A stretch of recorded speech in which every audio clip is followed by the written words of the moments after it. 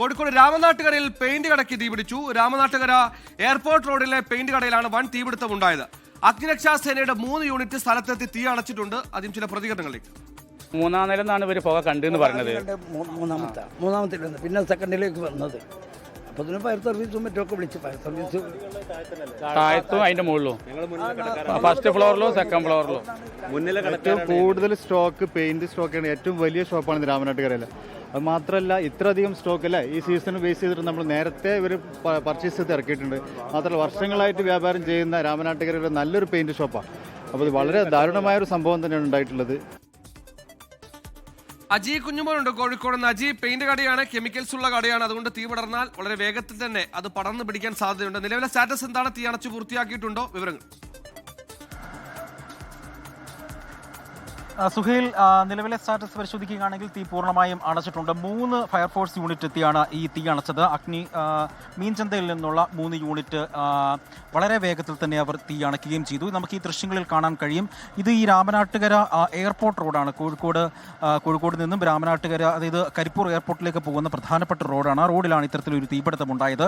ഈ കടയുടമ രാവിലെ 11:30 ഈ കട വന്ന് തുറന്നു. അതിനുശേഷം അദ്ദേഹം ഉച്ചഭക്ഷണത്തിനായി വീട്ടിലേക്ക് പോകുന്നു. പിന്നീടാണ് ഈ കടയിൽ നിന്നും ഇത്തരത്തിൽ ഒരു പുക മുകളിലത്തെ നിലയിൽ നിന്നും വരുന്നതായി കണ്ടത്. തുടർന്ന് സമീപത്തുള്ള കടക്കാർ ഓടി വിവരം അറിയിക്കുകയും ഫയർഫോഴ്സ് എത്തി തീ അണയ്ക്കുകയും ചെയ്യുമായിരുന്നു. നമുക്ക് ഈ ദൃശ്യങ്ങളിൽ കാണാൻ കഴിയും. പെയിന്റ് കടയാണ്, മുഴുവൻ സ്റ്റോക്കുകളും കത്തി അമർന്നിരിക്കുന്നു എന്നുള്ളതാണ് ഈ ദൃശ്യങ്ങളിൽ കാണാൻ കഴിയുന്നത്. ഏകദേശം 5 കോടി രൂപയുടെ നാശനഷ്ടമാണ് കണക്കാക്കപ്പെടുന്നത്. ഈ തൊട്ടടുത്തൊക്കെ വലിയ കടകളുണ്ടായിരുന്നു, തുണിക്കടകളും മറ്റ് കടകളൊക്കെ ഉണ്ട്. ഈ രാമനാട്ടുകരയിലെ തന്നെ ഏറ്റവും വലിയ ഒരു പെയിന്റ് കടയാണ്. ആ പെയിന്റ് കടയ്ക്കാണ് ഇത്തരത്തിൽ ഉച്ചയ്ക്ക് 12:45 തീപിടുത്തം ഉണ്ടായത്.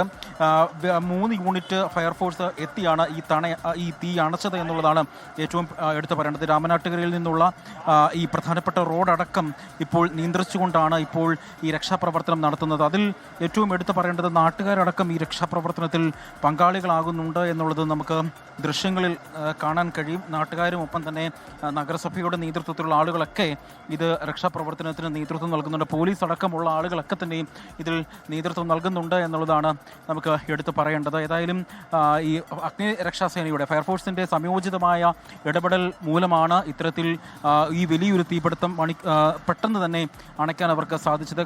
പ്രത്യേകിച്ച് എടുത്തു പറയേണ്ടത് മീൻചന്തയിൽ നിന്നാണ് ഇവർ എത്തിയത്. രാമനാട്ടുകരയിൽ ഫയർ സ്റ്റേഷനുകളില്ല. അപ്പോൾ മീൻചന്തയിൽ നിന്ന് അത്രയും വേഗത്തിൽ തന്നെ ഇവർ എത്തുകയും വളരെ പെട്ടെന്ന് തന്നെ തീ അണയ്ക്കുകയും ചെയ്തു എന്നുള്ളതാണ് ഏറ്റവും എടുത്തു പറയേണ്ടത്. തീ പൂർണ്ണമായും നിയന്ത്രണ വിധേയമാണ്, പൂർണ്ണമായും തീ അണയ്ക്കുകയും ചെയ്തു. നമ്മൾ കാണുന്നതാണ്, ഇവിടെ നിന്നാണ്, ഈ ദൃശ്യങ്ങളിൽ കാണുന്ന ഈ സ്ഥലത്ത് നിന്നാണ് തീ ആദ്യം പടർന്നത്. താഴേക്ക് പിന്നീട് പടരുകയാണ്. പെയിന്റ് കട ആയതുകൊണ്ട് തന്നെ പെട്ടെന്ന് തീ വ്യാപിക്കുകയായിരുന്നു. സുഖേൻ.